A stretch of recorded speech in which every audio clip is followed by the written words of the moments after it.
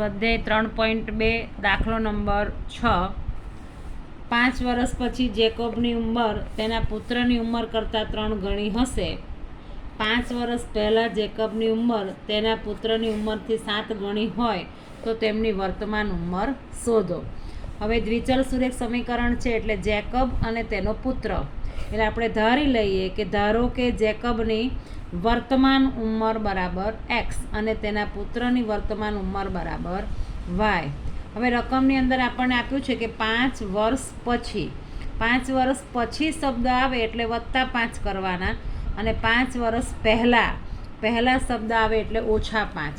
તો અહીંયા આપણે 5 વર્ષ પછી જેકોબની ઉંમર, હવે જેકોબની જે ઉંમર છે વર્તમાન ઉંમર, તો એ છે 5 વર્ષ પછી એટલે એક્સ, વર્તમાન ઉંમર એક્સ છે, એમાં 5 વર્ષ પછી એટલે x + 5, અને 5 વર્ષ પછી તેના પુત્રની ઉંમર, એટલે બંનેની ઉંમરમાં આપણે 5 ઉમેરાય એટલે y + 5.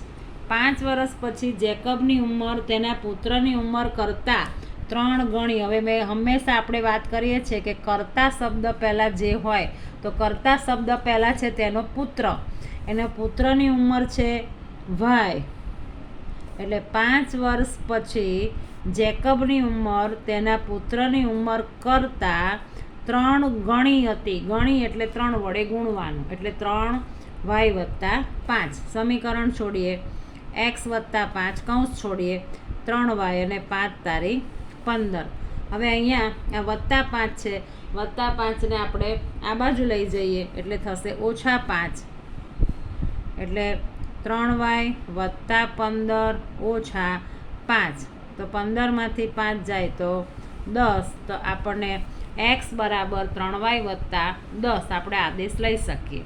હવે આપણે રકમને આગળ વાંચીએ કે 5 વર્ષ પહેલાં જેકોબની ઉંમર તેના પુત્રની ઉંમર કરતાં 7 ગણી હોય. હવે અહીંયા શબ્દ આવ્યો છે 5 વર્ષ પહેલાં છે એટલે આપણે -5 કરવાના. તો કે 5 વર્ષ પહેલાં જેકોબની ઉંમર એટલે x - 5, અને 5 વર્ષ પહેલાં એટલે બંનેની ઉંમરમાંથી 5 ઓછા થાય. 5 વર્ષ પહેલાં તેના પુત્રની ઉંમર y - 5. તો કે 5 વર્ષ પહેલાં જેકોબની ઉંમર તેના પુત્રની ઉંમર કરતાં શબ્દ પહેલાં પુત્ર છે 7 ગણી, કૌંસ છોડીએ, 7y અને 7 × 5 = 35. -5y ને -5ને આ બાજુ લઈ જઈએ એટલે +5, અને 7y ને આ બાજુ લાવીએ તો x - 7y, આ -35 અને આ +5. તો -35માંથી +5 જાય એટલે -30. આને આપણે આપીએ સમીકરણ 2. હવે આ સમીકરણ 1નો જે આદેશ છે xની કિંમત, એ આપણે આ સમીકરણ 2માં મૂકતા, એટલે x બરાબર 3y + 10 છે એ આપણે આદેશ લેતા. તો આ જે સમીકરણ છે એમાં xની જગ્યાએ આપણે મૂકીએ 3y + 10 -7y - 30. આપણે અહીંયા લખીએ કે x બરાબર 3y + 10 આદેશ લેતા. હવે -7y અને +3y +- અને નિશાની મોટી સંખ્યાની એટલે -4y + 10, અને અહીંયા -30. -30ને આપણે આ બાજુ લાવીએ અને -4y ને આ બાજુ લાવીએ એટલે +30, અને આ 10 અને આ 4y.